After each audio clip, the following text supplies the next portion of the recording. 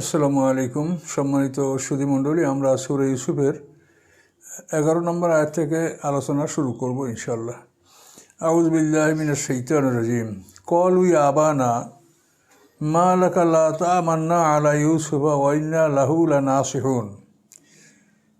ইউসুফ আলাইহিস সালামের ভাইয়েরা ইয়াকুব আলাইহিস সালামের কাছে বলল, হে আমাদের পিতা, কি হয়েছে আপনার? ইউসুফ আলাইহিস সালামের ব্যাপারে আপনি আমাদেরকে বিশ্বাস করছেন না কেন? আমরা তো তার শুভাকাঙ্ক্ষী। এভাবে ছেলেরা ইয়াকুব আলাইহিস সালামের কাছে কথাগুলি বললেন। তো দেখেন যে আল্লাহ ছাড়া কেউ গায়েব জানে না। ইয়াকুব আলাইহিস সালাম একজন পয়গম্বর, কিন্তু তিনি এই সন্তানদের এই কপটতা এটা কিন্তু তিনি বুঝতে পারেন নাই। তো এই জন্য আল্লাহ ছাড়া কেউ গায়েব জানে না, এটা যে একটা মানে কঠিন বিষয়, এটা বিশ্বাস করতেই হবে। এটা বিশ্বাস না করার শিরক পর্যায়ের গুনাহ। মানে গায়েবের মালিক আল্লাহ, আরও একজন যদি গায়েব জানে তাহলে আল্লাহর সাথে সে অংশীদার হয়ে গেল। তো এই জন্য আল্লাহ ছাড়া কেউ গায়েব জানে না। এটা আমরা কোরআন থেকে যে বিষয়গুলি আমরা শুনছি জানছি, এর মাধ্যমে এটা আমরা বুঝে নেব যে ওরা 10 ভাই ষড়যন্ত্রমূলক বাবার কাছে বলল যে, বাবা কি হয়েছে আপনার? আপনি আমাদেরকে ইউসুফ আলাইহিস সালামের ব্যাপারে বিশ্বাস করছেন না কেন? আমরা তো তার শুভাকাঙ্ক্ষী। আর সেলু মানা, তাকে আমাদের সাথে পাঠিয়ে দেন গাদান, আগামীকাল আমাদের সাথে তাকে পাঠান।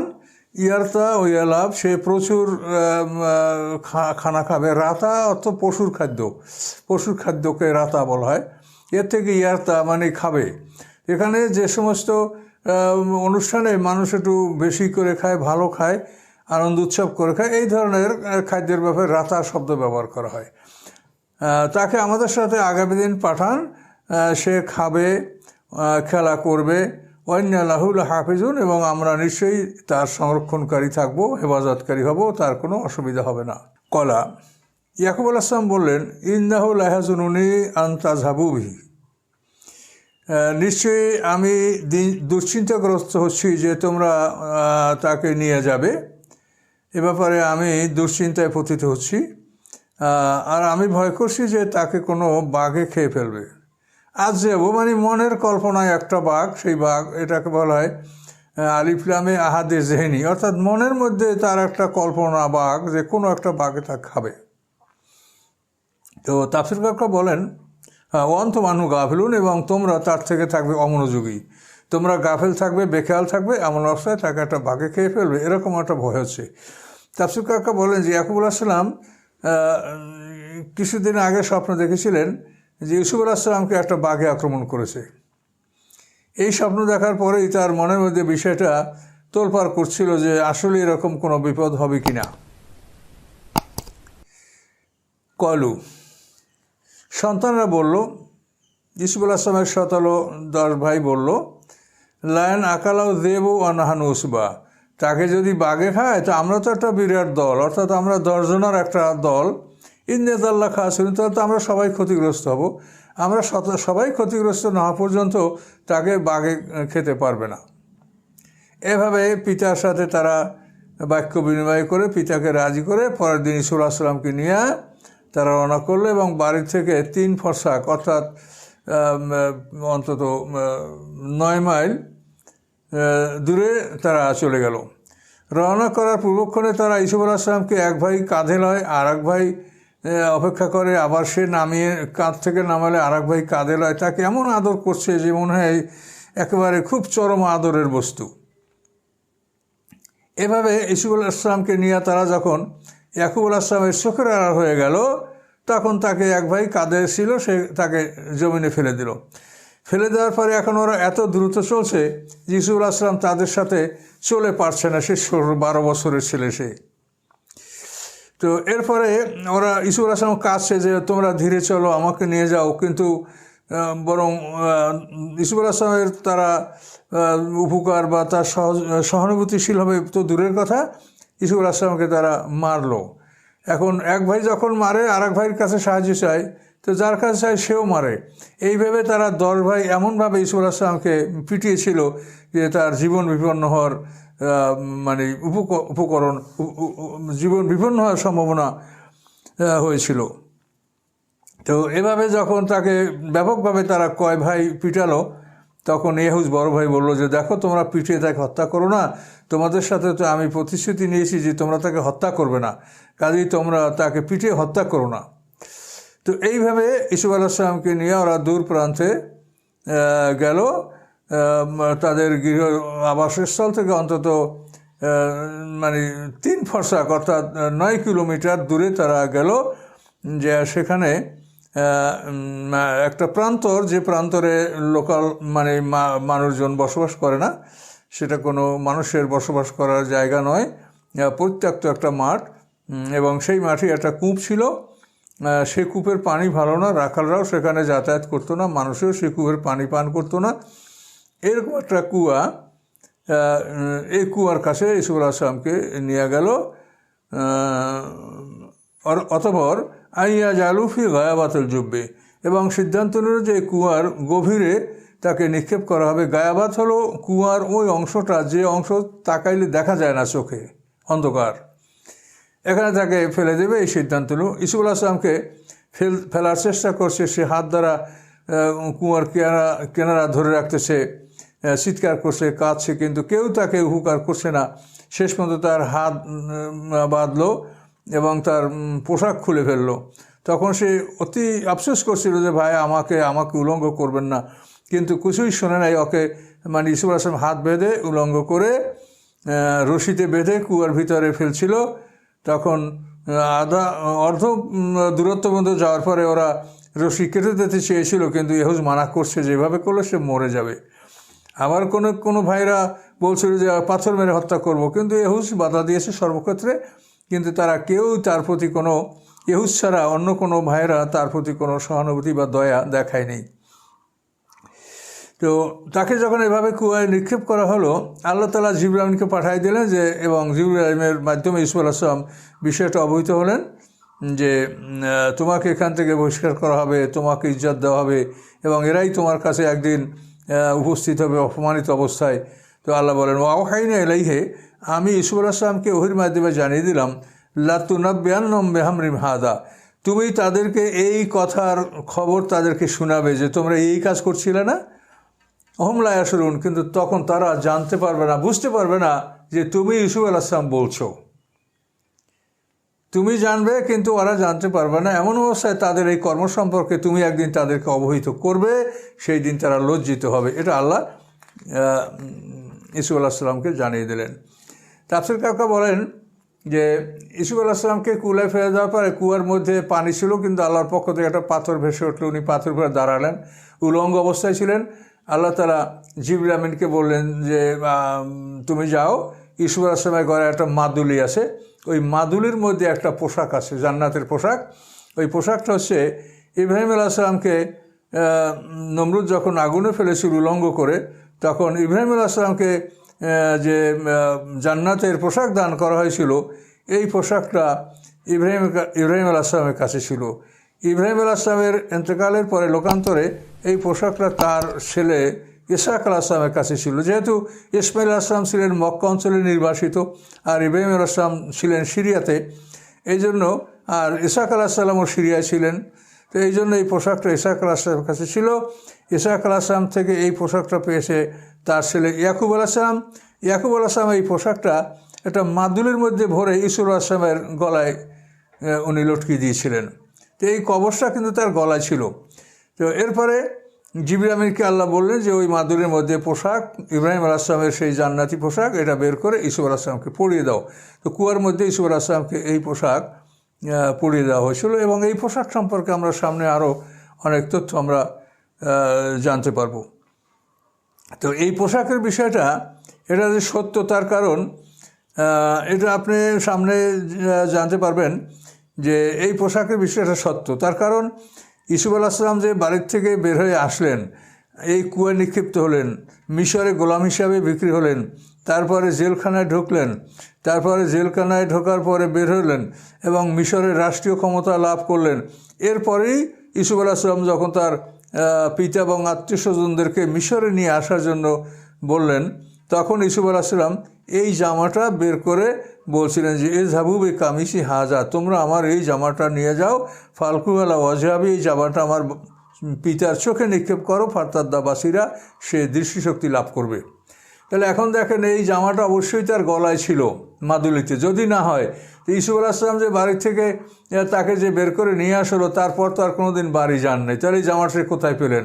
কাজে নিশ্চয়ই এই কথা, এই তাফসীরটা সত্য যে ইউসুফ আলাইহিস সালামের গলায় মাদুলি ছিল এবং এই পোশাকটা তার গলায় মাদুলির মধ্যে ছিল এবং সেখান থেকে এই পোশাকটা তার কাছে ছিল এবং পরবর্তীতে এই পোশাক ভাইদের কাছে তিনি পাঠিয়ে দিয়েছিলেন কেনানে, সিরিয়ায়, তার বাবার চোখে নিক্ষেপ করার জন্য। তো আল্লাহ তাআলা আমাদেরকে বিষয়টা অবহিত করছেন। এভাবে ইউসুফ আলাইহিস সালামকে গুম করে যাও আবাহম এশা ইয়াবকুন, এশার সময় অর্থাৎ রাত অন্ধকার হয়ে যাওয়ার পরে তারা সবাই কান্নাকাটি করতে করতে বাবার কাছে আসে, হাউমাউ করে সবাই কাঁদছে বাড়ির বাইরের থেকেই। ইয়াকুব আলাইহিস সালাম অস্থির হয়ে গেলেন, কী হয়েছে তোমাদের, কি কাঁদছো কেন? বকরির পালের উপরে বাঘ ভাল্লুক পড়েছে না কি হয়েছে?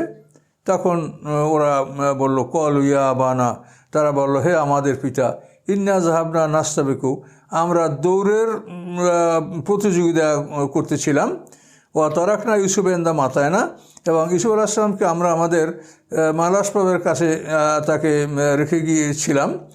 আকালা দেব, ইতিমধ্যেই তা একটা চিতাবাঘ তাকে খেয়ে ফেলেছে। অমান তাবে মোহাম্মদানা ওলা কুন্না সাদিকিন, আপনি তো আমাদেরকে বিশ্বাস করবেন না যদিও আমরা সত্যবাদীদের অন্তর্ভুক্ত হয়ে থাকি। এভাবে ওরা কাঁদতে কাঁদতে এইভাবে বলল। তাফসীরকার এখানে একটা ঘটনা বলেছেন, কাজী সোরায় খুব নামকরা বিচারক ছিলেন, ওনার কাছে এক মহিলা কাঁদতে কাঁদতে অভিযোগ করছে। তখন ইমাম সাহাবী বলছেন, আমার তারা আন্না তাবকি, যে কাজী সাহেব দেখেন না মহিলাটা কাঁদছে। তখন কাজী সোরায় ইমাম সাহাবীর কথা শুনে বললেন যে দেখেন, কাঁদলেই যে সত্য কথা বলে, কেউ কেঁদে কেঁদে বললেই যে তার কথা সত্য, এরকম বিশ্বাস করার কোনো যুক্তি নাই। যেহেতু ইউসুফ আলাইহিস সালামের ভাইরা তারাও তো বাবার কাছে কেঁদে কেঁদে বলছিল যে ইউসুফ আলাইহিস সালামকে বাঘে খেয়েছে। কাজে আমাদের সমাজে যারা বিচারক তাদের জন্য এখান থেকে একটা উপদেশ, যে কেউ কেঁদে কেঁদে বললো বা আগে এসে অভিযোগ করলো, এর মানেই আপনার বিচারক যেন তার দিকে ঝুঁকে না পড়ে এবং তার কথাই সত্য না মনে করে, সত্যকে যাচাই বাছাই করেই যেন বিচার করা হয়। এটা এখান থেকে আমাদেরকে শিখে নিতে হবে কাজী সোরাহের এই আচরণটা। ও জাওয়ালা কামিসিবি দামেন কাজবেন, এবং তারা ইউসুফ আলাইহিস সালামের জামার উপরে মিথ্যা রক্ত লাগিয়ে নিয়ে এসেছিল।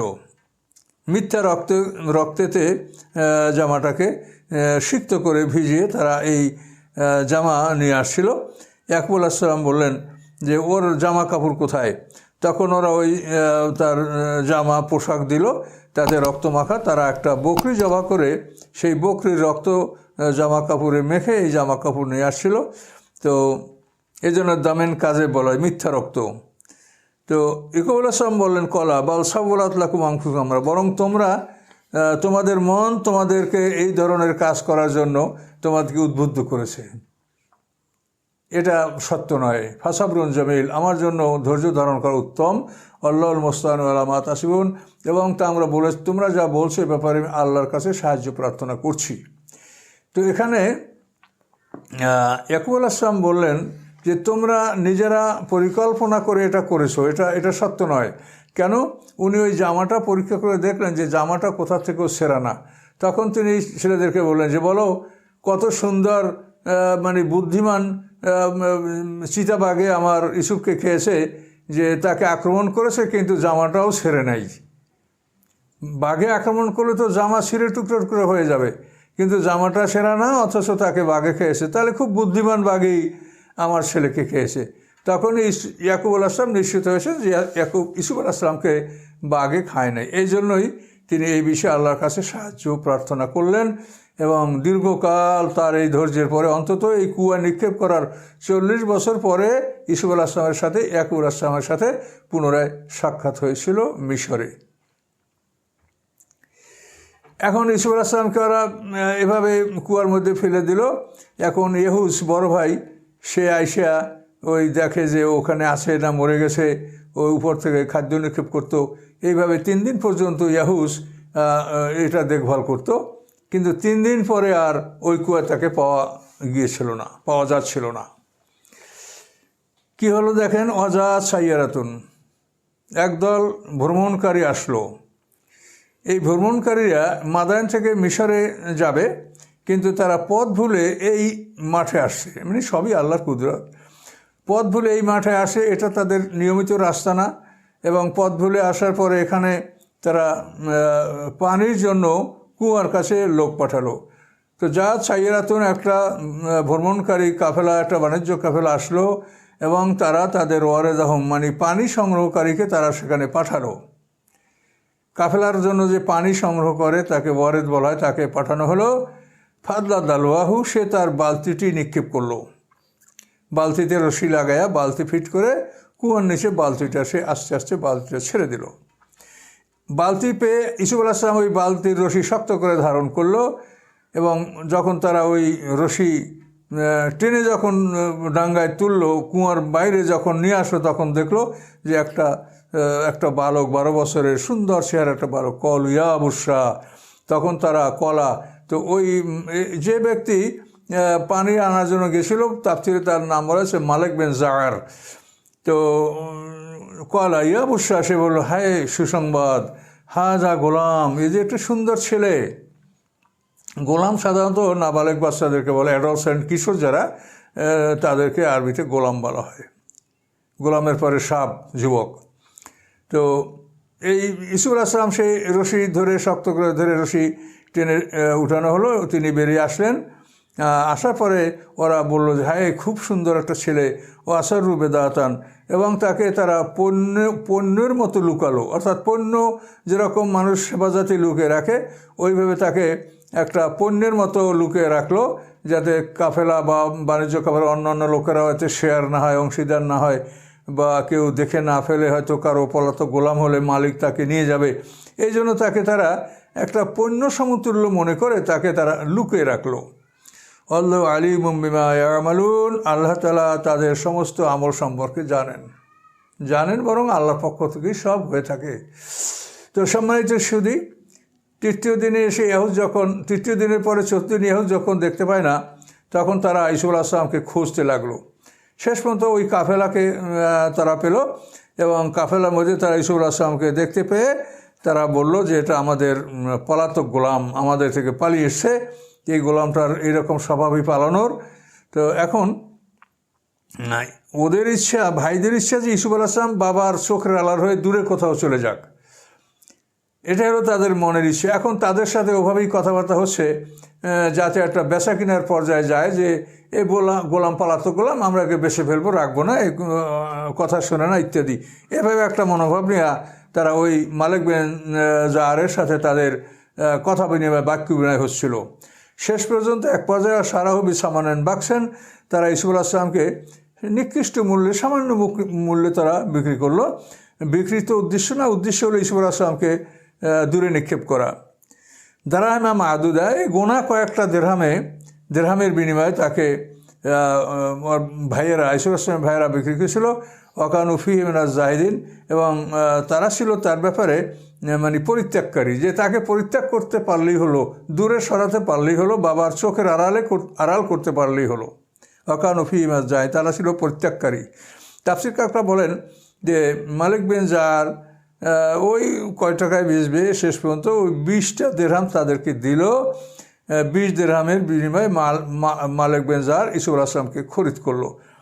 ওরা 10 ভাই 20 দিরহাম, 2 দিরহাম করে এক ভাই নিয়ে গেল। এইভাবে ওরা এই কাফেলাটির সাথে ওরা মিশর পর্যন্ত গেছিল, যাতে ইউসুফ আলাইহিস সালাম না পালায় বা ইউসুফ আলাইহিস সালামকে অন্য কিছু না করা হয়, যাতে সে দূরে চলে যায়, এটা নিশ্চিত হওয়ার জন্য এরা মিশর পর্যন্ত দেখভাল করছিল।